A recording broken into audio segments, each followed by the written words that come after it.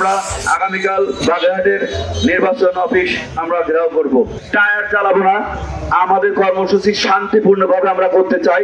দয়া করে এখানে যারা উপস্থিত আছেন কেউ কোনো ধরনের বিশৃঙ্খলা কোথাও করবেন না। দয়া করে অ্যাম্বুলেন্স, ফায়ার সার্ভিস, পুলিশ এবং সেনাবাহিনী তাদেরকে তাদের দায়িত্ব পালন করতে দিবেন। কোনো অবস্থাতে তাদের গাড়ি আপনারা রোধ করবেন না।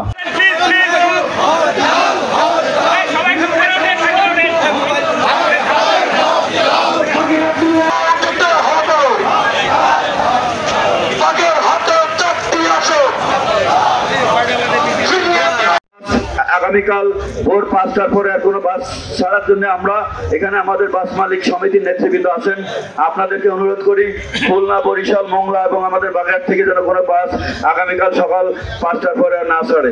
মোটামুটি আমরা এবং আরেকটি ঘোষণা আছে, আমরা কিন্তু গতকালকে আমরা আলোচনা করেছি, আজকে সাংবাদিক সম্মেলন করেছি সকালে, যে আমরা আগামীকাল বাগেরহাটের নির্বাচন অফিস আমরা ঘেরাও করব। সব মশার বিরুদ্ধে সুরক্ষা দিতে এলো বসুন্ধরা এক্সট্রিম অ্যারোসল। মশার বিরুদ্ধে এক্সট্রিম সুরক্ষা। আমাদের দাবি আদায় না হওয়া পর্যন্ত আমাদের নির্বাচন কমিশনের যে অফিস আমাদের বাগেরহাট জেলায় আছে, বিভিন্ন উপজেলায় আছে, সেসব জায়গায় আমরা কোনো কর্মকাণ্ড করতে দিব না।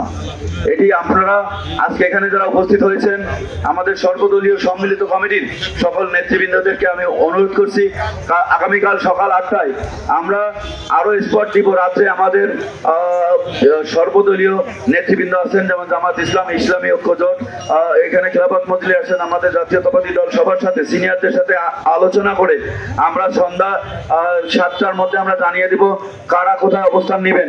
কোনো ধরনের টায়ার চালাবো না, আমাদের কর্মসূচি শান্তিপূর্ণভাবে আমরা করতে চাই। দয়া করে এখানে যারা উপস্থিত আছেন কেউ কোনো ধরনের বিশৃঙ্খলা কোথাও করবেন না। আমরা